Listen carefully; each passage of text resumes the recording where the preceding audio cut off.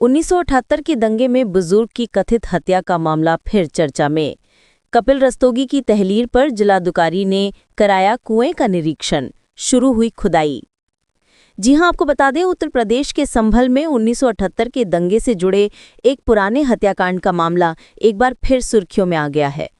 पीड़ित कपिल रस्तोगी ने जिलाधिकारी को शिकायत देकर अपने स्वर दादा रामसरण दास रस्तोगी की मौत की दोबारा जांच की मांग की है।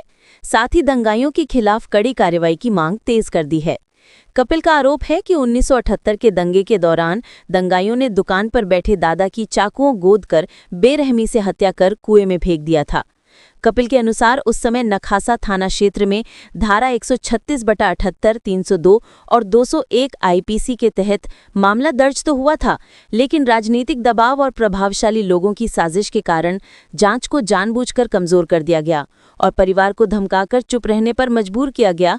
लेकिन पुलिस रिपोर्ट भी अदालत तक सही रूप में नहीं पहुंचने दी गई। कपिल का कहना है कि उनके दादा की हत्या करने वालों को संरक्षण मिलता रहा और मामले को लंबे समय तक दबा दिया गया। आइए सुनते हैं मेरे सहयोगी श्रीनिवास शर्मा की ये खास रिपोर्ट। दुकान पर लूटपाट करती है, जिसका विरोध मेरे दादाजी ने करा था।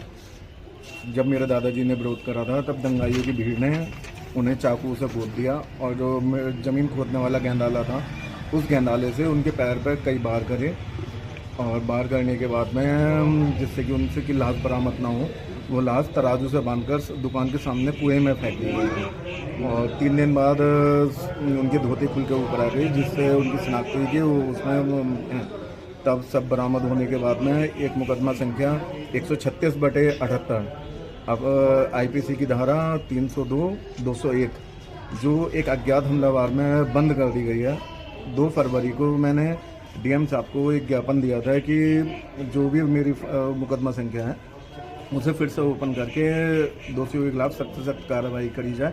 और जिस कुएं में मेरे दादाजी की लाश बरामद हुई थी, उस कुएं में मेरे स्वर्गीय दादाजी रामचरण दास रस्तोगी जी का स्मारक बनाया जाए और उस चौराहे का नाम मेरे दादाजी के नाम पर कर दिया जाए और जो भी उस समय के दोषी रहे हों उन्हें सख्त से सख्त कार्रवाई करी जाए।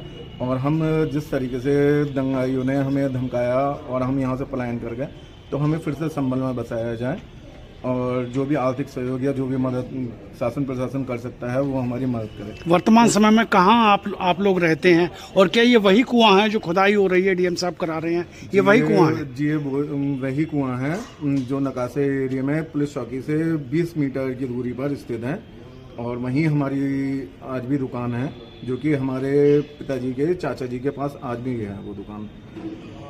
तो क्या वो डेड बॉडी के बाद में क्या वो तराजू भी बरामद हुआ था उस कुएं से? उसमें तराजू भी बरामद हुआ था और उनकी डेड बॉडी भी बरामद हुई थी, जिस पर कई चक्कू से अनगिनत चक्कू के जख्म पाए गए थे और पैरों पर काफ़ी चोटें पाई गई थी और वो डेड बॉडी इतनी गंभीर अवस्था में थी कि अगर कोई भी एक नॉर्मल आदमी देख ले तो उसकी रूह तक कांप जाए कि दंगाइयों ने किस तरीके से। ये कौन से सन का दंगा था संभल का? ये 1978 का दंगा था, सन 1978, 29 मार्च 1978, और जिसमें उससे कुछ टाइम पहले ये 25 को होली का कोई पर्व था, तो उससे ये दंगा उसी समय से ये दंगा धीरे धीरे करके सुलग रहा था।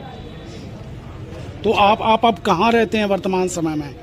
अब मैं दिल्ली उत्तम नगर में रहता हूँ। दिल्ली क्यों चले गए आप लोग? यहाँ मेरे पिताजी का गाय भैंसे बेचने का काम था और जो उनका चारा था वो संभल के नकासी एरिया में ही मिलता था। तो मेरे पिताजी जब नकासी में जाते थे तो दंगाई उन्हें धमकाते थे, उनसे कहते थे जैसे तुम्हारे स्वर्गीय रामचरण दास रस्तोगी जी का हमने कत्ल करा है, इसी तरीके से तुम्हारा भी हम कत्ल वही अंजाम करेंगे, वही हासिल करेंगे, अपना मुकदमा वापस ले लीजिए और यहाँ से भाग जाइए।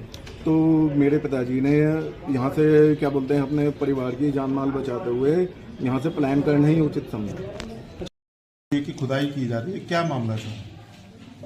कपिल रस्तोगी नाम के एक व्यक्ति हैं जो संभल के रहने वाले हैं और लगभग उनके पिताजी 46-47 वर्ष पहले स्थान छोड़कर चले गए थे और उन्होंने एप्लीकेशन दी थी, पहले भी एप्लीकेशन दी थी, लेकिन उस एप्लीकेशन को मार्क किया तो वो शायद मिसप्लेस हुई थी।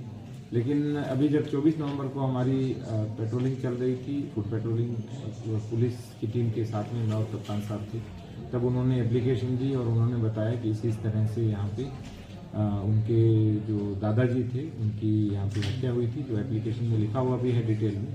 तो हमने और उन्होंने कहा कि ये जो कुआं है ये यहाँ पे एक कुआं है, वहाँ चबूतरा बना हुआ था। तो जब हमारी टीम ने कुआं खोदा जिसमें हमने ईओ को लगाया वहाँ पे, तो वहाँ पे कुआं निकला और वो बहुत ही पुराना कुआं है। और जो जितने भी कुएँ हैं वो नेचुरल वाटर के तो रिसोर्स है ही हैं, उसके साथ साथ में उनकी पुरानी धार्मिक मान्यता भी है और उनकी पूजा भी होती है।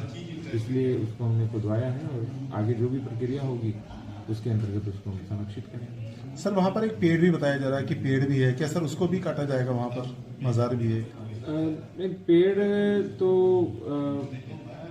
यदि काटना भी होता है तो उसे अनुमति लेके काटना होता है, लेकिन पेड़ का तो संरक्षण ही करना चाहिए। और यदि कुएं को बचाने के लिए आवश्यकता पड़ी, क्योंकि वो बिल्कुल नया पेड़ है, कोई बहुत पुराना उगा हुआ नहीं, तो फॉरेस्ट वाले देखेंगे और एसडीएम देखेंगे, उसके अनुसार आगे प्रोसीजर। वहीं मयार भी सर उसमें हटाया जाएगा क्या? अभी देख रहे हैं कि किस तरह की लैंड है, क्या क्या हुआ है, ठीक है, क्योंकि अभी तो हमने केवल जो कुआं है उसको खोदा है। आगे की प्रोसेस अभी थोड़ी व्यस्तता है, तो उसके बाद में हम इसको 5-7 दिन के अंदर देख करके फाइनल करेंगे।